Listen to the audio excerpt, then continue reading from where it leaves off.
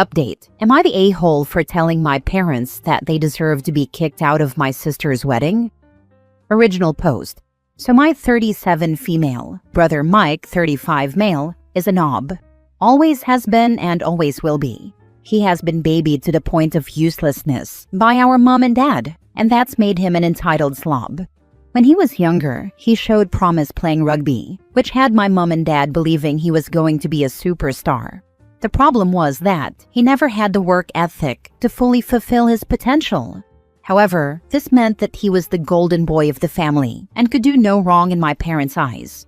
He was a bully at school, which they brushed off as other kids making up lies, but he was an even bigger bully at home to our younger sister Kelly, 31 female. He would constantly prank her, which basically meant he would do anything he could to embarrass her, including things like pulling her dress up in front of the whole family at a wedding when she was 15. Mom and dad just said it was siblings being siblings, but the rest of the family were mortified by his behavior. I did try to stick up for my sister, and it worked to a certain extent, but after I went away to uni, there wasn't much I could do, as mom and dad just don't listen to anyone. It got so bad that when she was 18, my sister gave up going to her dream university, St. Andrews, and instead moved to London to go to Imperial College London. This was a huge shock to all of us, as she had been talking about St. Andrews since she started high school at 11. When I asked why, she said that St. Andrews was too close to home, and she would be expected to go back more often, but if she went to London, she would only have to go home for Christmas. This broke my heart. After she left, she did exactly that. The only time she was home was Christmas and when I got married. This really annoyed mom and dad, as they said she was abandoning the family. I kept my mouth shut and just let them whine occasionally, as I didn't want an argument. After graduating from uni, my parents expected her to move back home. But she didn't. She got a job working in southern England and stayed down there. We are from Scotland, for reference. 6 years ago, Kelly met a great guy, Jake, 30 male. The day she met him, she called me gushing about him, and I've honestly never heard her speak about anyone the way she does him. I've met him several times when I've gone down to visit Kelly, and he's great. Good looking, funny, great job. His family are lovely, and most importantly, he treats Kelly like she hung the moon. It's very cute. After she met him, she cut down how much she came home even more, as she spent the first Christmas with his family, and then the pandemic happened, so she ended up not coming home for 3 years. Her first Christmas home, Mike started his usual BS trying to be the center of attention. When it didn't work out as well as he wanted, since most of the family were more interested in getting to know Jake, he then tried to prank Kelly. He got a big bowl of water and was going to pour it over her. Jake saw what was happening and stepped in front of Kelly, telling Mike not to even think about it. Side note, Jake is 6'3" and has been doing martial arts since he was 4, so he can be very intimidating when needed. Mom and dad tried to play it off as a harmless prank, but Jake was having none of it.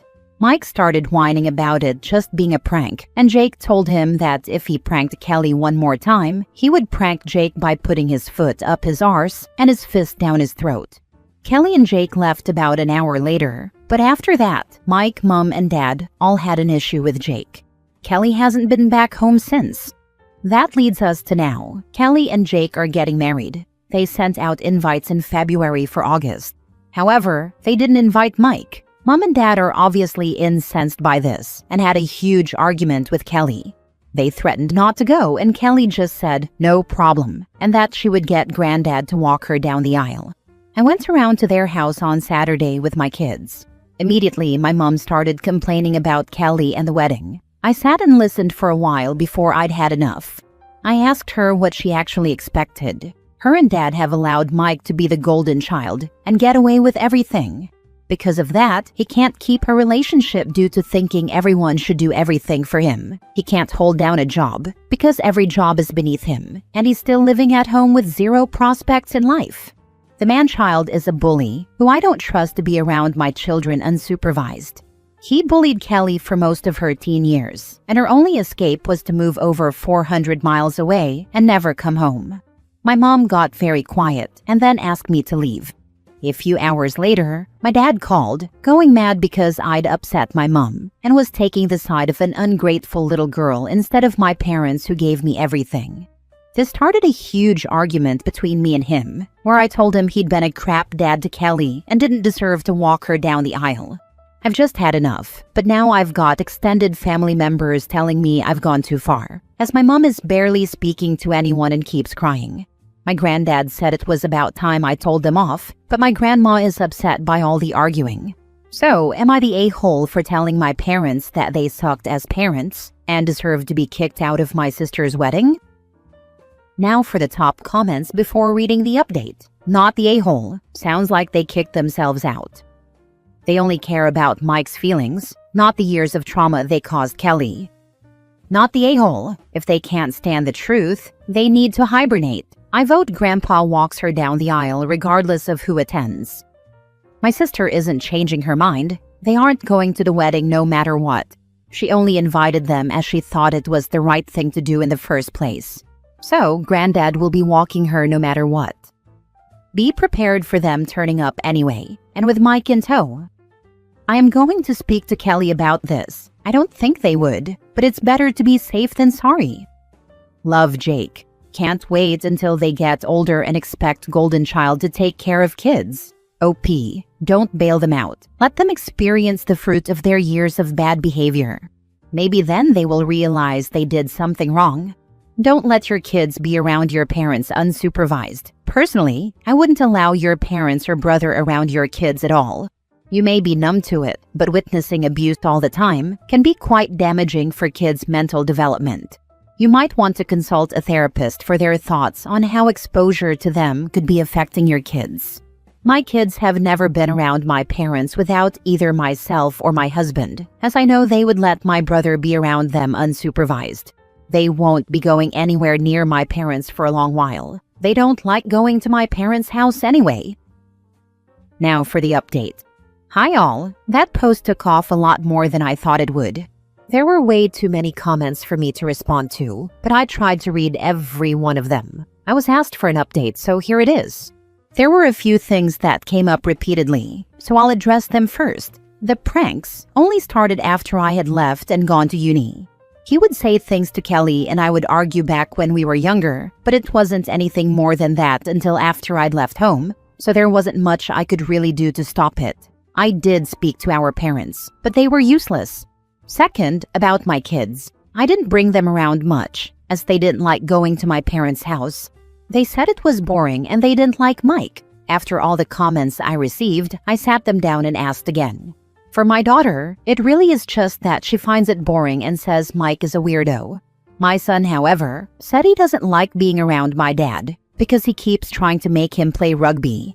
I had heard these comments before and told my dad to drop it, but he would still make remarks occasionally. I had no idea it was actually upsetting my son. This surprised me.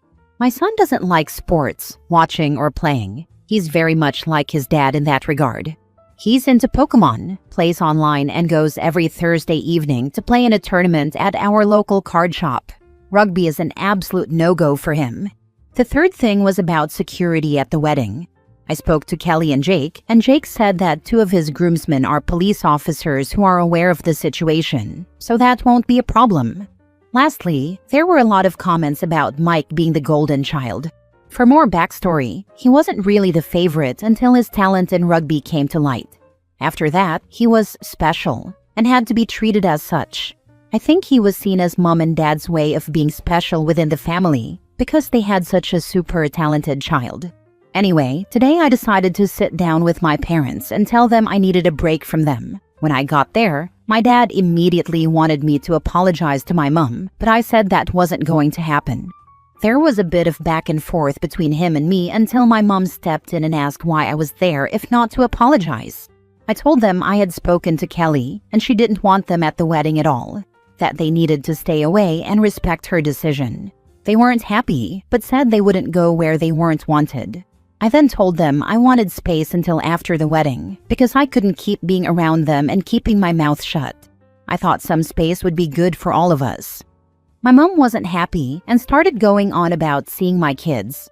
I told them the truth, that my kids hate coming to their house and told my dad exactly why my son doesn't want to be around him. He got upset and said rugby would be good for him. I shut that down and said I'm not going to force my son to do something he doesn't want to do, especially something I know he'll hate. I also told him that if I hear him mention it around my son again, he won't see him again. Right now, they'll only be seeing my kids at family events, so I'm hoping it won't be a problem. I then asked them what their long-term plan was with Mike. Are they going to keep things the way they are until they're 90 and Mom is still making all his meals? What happens when they're gone? Who will look after him? Because it won't be me. What happens if they get ill? Who will look after them? Mike is incapable. Kelly lives down south, and I plan on moving back to my husband's hometown, 3 hours away, once the kids have left home. So I can't do it. They just looked at me blankly. I really don't think they'd ever even thought about any of that before. I told them they had set Mike up to fail, and now they needed to deal with it. I also told them I knew they were leaving everything to him in their will, but with how they've babied him, it'd blow through that money in less than a year. Then what? I could see the panic in my mom's eyes when I said that. She either hadn't thought about it or thought I would look after him, which she now knows isn't going to happen. I also think she was shocked that I knew about the will. After I told them what low contact with me would look like going forward, and them not being happy about it, I left. Hopefully I've given them a lot to think about. I'll check in with them from time to time, but that's all for now. I'm going to visit Kelly in the next couple of weeks, so I'm looking forward to that. My extended family have also backed off after I sent them all a text saying if they were so concerned about my mom, they could be her support system and deal with Mike, the same way Kelly and I have had to for years. Not surprisingly, none of them wanted to. Otherwise, I'm just going to try and get on with things as normal. Thanks for the not the a-hole verdict and all the advice. It opened my eyes to a few things I'd been brushing off. I also told them I knew that they were leaving everything to him in their will, but that with how they have babied Mike, he would blow through that money in less than a year. And then what? Some people inherit their parents' house, and through good financial planning and healthy financial habits, they manage to keep the house for future generations. Other people, after being cosseted all their lives and being gifted a modest fortune or home, blow through it in a year, or 2 or 3, and end up having the property seized for failure to pay taxes, or for not keeping up the property, or it gets seized by the bank because the new owner decided to get a home equity loan for some quick cash and forgot to make the monthly payments. I would feel bad for your brother, but it's hard to do that for someone who still acts like a child as an adult. How shameful of them to leave everything to one child when they have 3 children and OP has children, and the other is getting married and will most likely start a family soon. OP, please don't let them come crying to you if they need any elder care in the future. Mike can take care of them. Based on the update, it sounds like that is exactly what they were expecting. And for OP to take care of Mike as well. Leaving everything to Mike isn't any more shameful than the way they have been handling things up till now. They know the 2 daughters will be able to take care of themselves, so at least they are following through with the enabling as long as they can. Sarcasm. They 100% thought I would be around to look after them and Mike. They were shocked when I told them that wasn't going to happen. I'm hoping it's a real wake-up call for them. My parents don't have much in savings, so Mike will sell the house as quickly as possible, go into the cheapest rented accommodation he can find, and blow the money on FIFA, nights out and clothes. He will be broke within a year. He racked up £5,000 on credit cards with FIFA packs before, so most of the money will go there. Last story. Am I the a-hole for being resentful and angry that my parents had me so I'd take care of my disabled brother when they die? I, 17 male, have an older brother, Shane, 21 male, who's disabled and will never be able to live independently. My parents knew from birth that Shane was physically disabled, but it was when he was around 3 that they realized he was on the autism spectrum too. By the time I was born, he had also been diagnosed with an intellectual disability. All 3 of these together mean he has a lot of care needs. He needs help getting in and out of his wheelchair in bed, washing himself and brushing his teeth, eating and drinking, holding anything in his hands, and he's nonverbal, so he doesn't have the communication skills to express what he needs with words. I was primarily raised by other family members until I was 5. I spent those first 5 years moving from relative to relative and would visit my parents and Shane. Once I turned 5, my parents moved me in and started teaching me all about taking care of Shane. They had me picking up after him, learning to bathe and feed him, and doing all kinds of things. They told me how important I was to our family and how they knew Shane needed me before they even had me. I was 8 when my parents admitted they had me because they knew he'd need a sibling to look after him when they died, and they were so glad they had me, so they'd never have to worry about it. My life has revolved around this, and it has also limited my life. There were things I just never got to do because my parents deemed them too high risk for me. So I don't know how to swim. I don't get to hang out with friends, really ever. I only had friend birthday parties, and they never rented a bounce house or got me a trampoline when I was younger. All play with cousins was expected to be gentle and have no risk of causing me harm. Their biggest fear isn't that I'd die because they'd miss me, but because of Shane. My education has suffered a lot because of it. I'm graduating next year, and I already know my grades won't be anywhere close to good, but I'll pass, which is something, at least. My extended family doesn't want to help me have a life, and I feel brushed off whenever I ask them for help. My parents only care about me as Shane's future guardian, and not as their son too. Now that I'm older and I feel like I never really got to be a kid, I'm so resentful, and I'm angry at my parents for putting me in the position I'm in. Lately, I've been really bitter in interactions with my parents.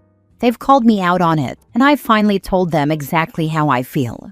I admitted to being resentful and angry that they had me to be my brother's keeper. They got mad at me for having any problem with it.